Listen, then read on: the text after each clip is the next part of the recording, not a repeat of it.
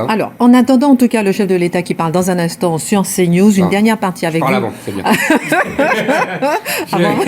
Et après aussi, vous aurez le droit de parler aussi demain. Parler après. Oui.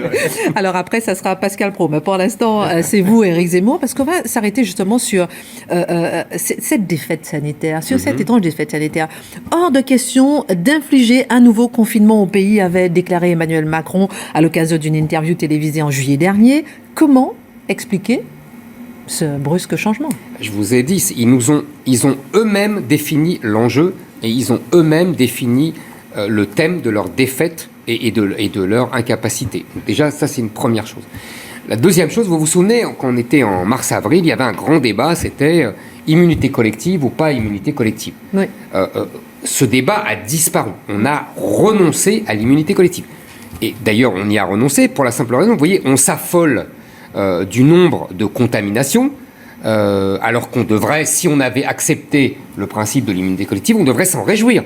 On devrait être content que tout le monde... Oui, parce qu'on l'a cherché à un moment. Exactement. Donc ça c'est la première chose, on a renoncé. Qu'est-ce qu'on a fait? Jean-Sébastien dit c'est inévitable, on doit confiner, c'est normal, vu qu'on est... Non, mais j'ai compris, on est arrivé, j'ai bien compris. C'est exactement la même chose qu'on disait en mars. Et pourquoi? Parce qu'à chaque fois, en mars comme aujourd'hui, on fait de l'engorgement de l'hôpital le critère fondamental de tous nos choix. C'est-à-dire que l'engorgement de l'hôpital est devenu le critère exclusif de la politique de tous les pays. À juste titre ou pas? Moi, je trouve pas. Et je vais essayer d'expliquer pourquoi. Mais en tout cas, vous êtes d'accord tous sur ce diagnostic. C'est quand même extraordinaire. On a réduit la politique d'un pays à l'engorgement de l'hôpital public en plus. On verra après que ça pose d'autres questions.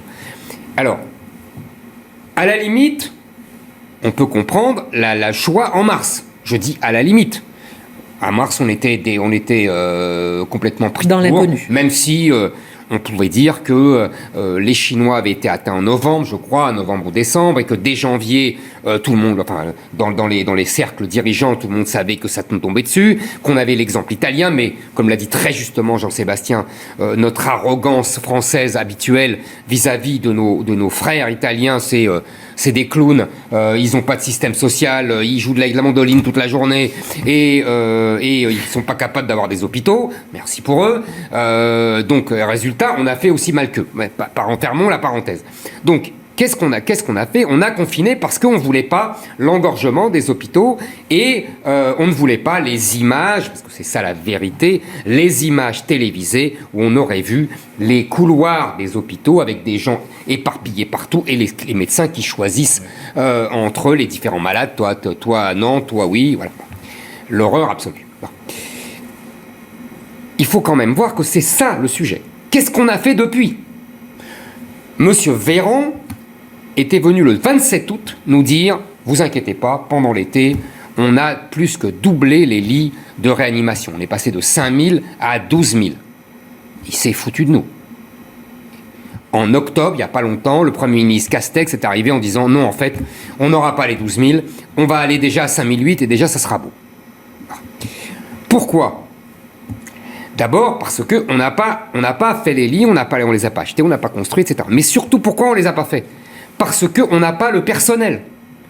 On n'a pas le personnel parce qu'on paye le sous-recrutement, on paye que les gens, comme on les paye peu, ils ne veulent pas venir. Vous savez, on manquait de 7000 infirmières pendant le printemps. Vous savez combien on est aujourd'hui? 34 000. On manque 34 000 personnes. Et il faut à peu près un infirmier pour 2 lits et demi, pour 2 lits de réanimation. On en est à un infirmier, peu importe, pour 14 lits. Donc en vérité, même si on avait les lits, on ne pourrait même pas s'en servir. Parce qu'on n'a pas le personnel. C'est un échec absolu. On se demande ce que M. Véran et ce que l'administration française a fait pendant tout l'été. C'est la cigale et la fourmi. C'est incroyable. Voilà, ça, on en est là. Donc on fait d'un sujet, si vous voulez, et c'est là où on a une perversité intellectuelle. On fait d'un thème, un seul, l'engorgement de l'hôpital public, le critère unique de nos décisions politiques.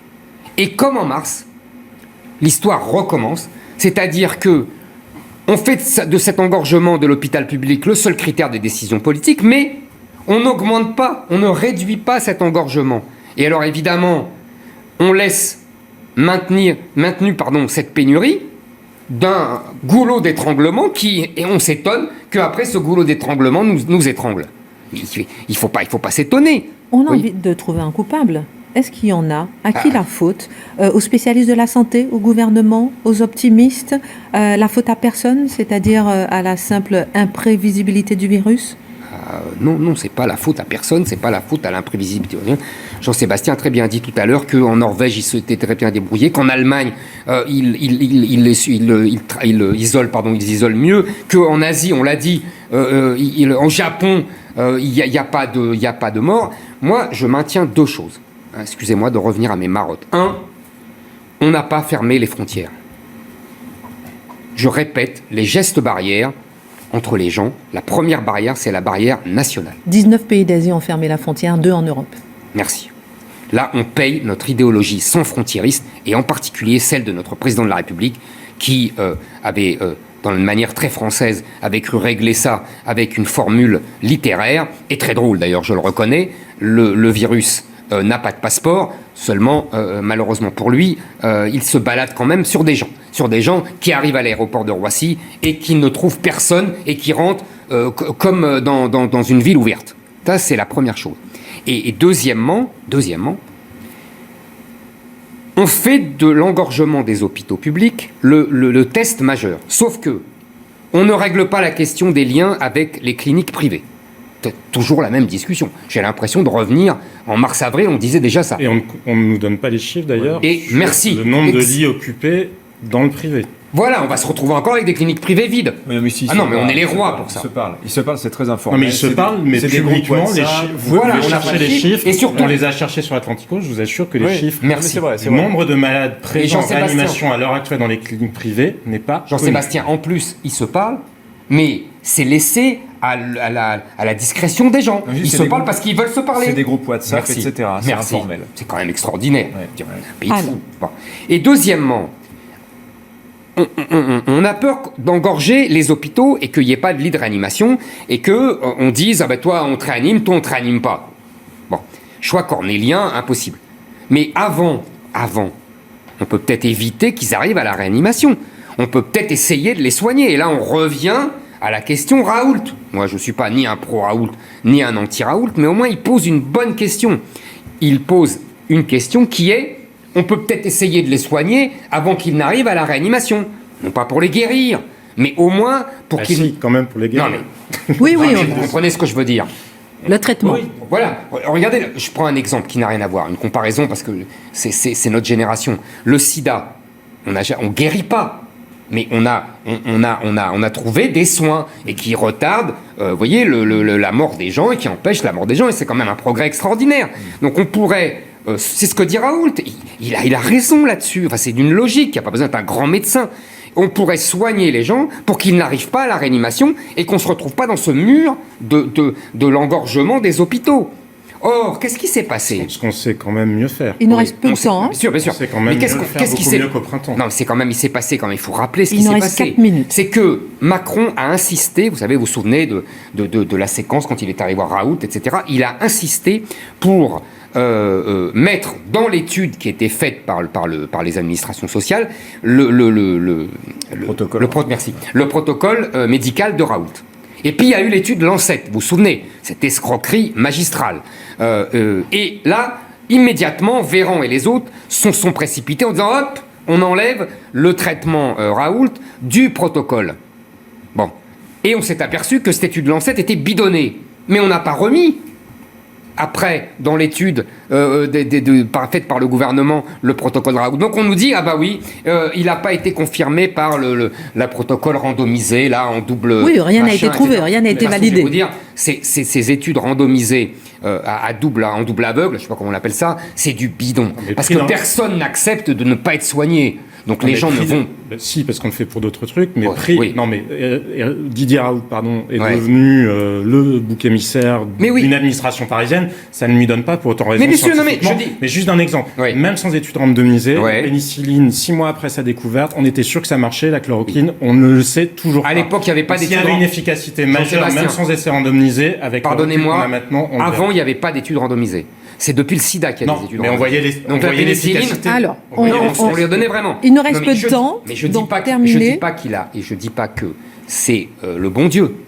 Je ne dis pas ça. Je dis que Ça ne l'est pas. ça ne l'est pas. Bon, non, mais personne ne l'est. On est Mais d'accord. en tout cas, qu'avant d'arriver à l'hôpital, on n'a pas validé de Merci. protocole. Et que lui, il retarde l'arrivée à l'hôpital et qu'il a une. Vous voyez, il a des gens qu'il évite, dont il évite l'arrivée à l'hôpital. l'engorgement des hôpitaux Voilà. que vous C'est tout ce qu'il essaye de faire. Et d'ailleurs, pas seulement lui, des tas de médecins. Mais c'est ce que j'allais dire. Ont essayé, et c'est là où il y a eu quelque chose d'un peu fou au printemps, d'ailleurs, c'est que d'un seul coup, l'État central, ou les mandarins parisiens, ont voulu piétiner la liberté de prescription des médecins. Alors, quand vous avez une maladie qu'on ne sait pas tellement Merci. comment soigner, on laisse les médecins tester des choses ou d'autres. Pour le coup, là-dessus...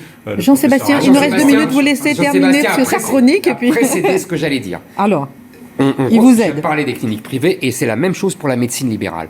On interdit en France, on marche sur la tête, on interdit aux médecins de soigner les gens. Avec le protocole Raoult ou avec d'autres protocoles, Jean-Sébastien a tout à fait raison. Alors qu'en Allemagne, alors qu'aux États-Unis, les médecins donnent ce protocole Raoult ou d'autres protocoles. Ils essayent de soigner. On interdisait à des départements d'avoir des masques aussi. Ils font leur métier. En France, on interdit aux médecins de faire leur métier. Mais c'est une folie douce. Et moi, je ne veux pas faire de procès d'intention, mais il me semble, d'après ce qu'on vient m'expliquer et me raconter, que tous les gens qui critiquent les gens comme Raoult qui veulent soigner les gens ont plutôt des conflits d'intérêts. C'est des gens comme par hasard qui ont des liens avec l'industrie pharmaceutique, etc. Comme par hasard. Donc, si vous voulez, il y a quand même des questions à se poser. Moi, je trouve qu'il n'est pas normal qu'on fasse toutes les erreurs. Et il n'est pas normal qu'on refuse de soigner les gens et surtout qu'on donne des arguments qui se retournent. Je vous donne un dernier exemple. On nous dit, on est tous d'accord ici, on ne veut pas trier les malades, cette histoire de trier les malades dans l'hôpital, etc. Mais qu'est-ce qu'on fait dans les EHPAD ? Mais on le fait aussi dans les hôpitaux, hein, je vous rassure. Bien sûr. On n'en est pas encore là, mais Mais on bien l'a fait sûr. au printemps. Mais dans les hôpitaux, on les trie. On les trie. On sait exactement les vieux qui vont mourir de toute façon et donc on les laisse mourir. Et pire, on leur donne le fameux Rivotril, le médicament qui accèle Dans les EHPAD, oui. dans les EHPAD. Et il y a un décret d'octobre, je crois, 2020, qui autorise le Rivotril, qui est une espèce d'euthanasie hypocrite. Et là, on ne dit rien. Il nous reste peut-être 3 minutes pour vous Ouais. puissiez réagir. Peut-être une question à vous tous pour terminer. Est-ce qu'il n'y a pas... Ah, 1 minute? Combien de temps? 1 minute. Moi, dernière question. Est-ce qu'il n'y a pas un paradoxe entre le contrôle sanitaire de la crise et le pouvoir qui échappe aux politiques de façon générale? Moi, c'est un paradoxe pour moi flagrant. 10 secondes pour terminer. C'est notre discussion du début. Oui. C'est-à-dire que le politique est pris entre deux feux. Soit il se cache derrière le médical, soit il instrumentalise l'expertise médicale et donc il essaye de jouer sur tous les tableaux. Et il n'arrive pas, en fait, à décider il est obsédé par l'image, il est obsédé par l'effet des images, par la communication, et il ne voit pas qu'il y a d'autres sujets. Et en plus, il choisit des critères, j'ai essayé de le démontrer tout à l'heure, comme l'engorgement des lits d'hôpitaux, et il ne traite pas cette question, le critère qu'il a lui-même choisi. J'avoue que je ne comprends pas cette contradiction. En tout cas, Et on celle des écoutera. électeurs, juste d'un mot, parce que malgré tout, en général, on a les politiques qu'on mérite. Parce que quand vous le comparez société par société, malheureusement, c'est le cas. Ouais. Il y a Alors, eu beaucoup de débats français aussi. merci. Ouais, Merci. Je suis pas sûr de cette espèce de malédiction démocratique, mais bon. Alors, merci beaucoup, messieurs, pour cette pas une émission. fatalité. Dans un instant, justement, on écoutera le président de la République qui a été élu démocratiquement Absolument. sur justement ce reconfinement. Tout de suite, Pascal Praud et ensuite le président de la République et on se retrouve là.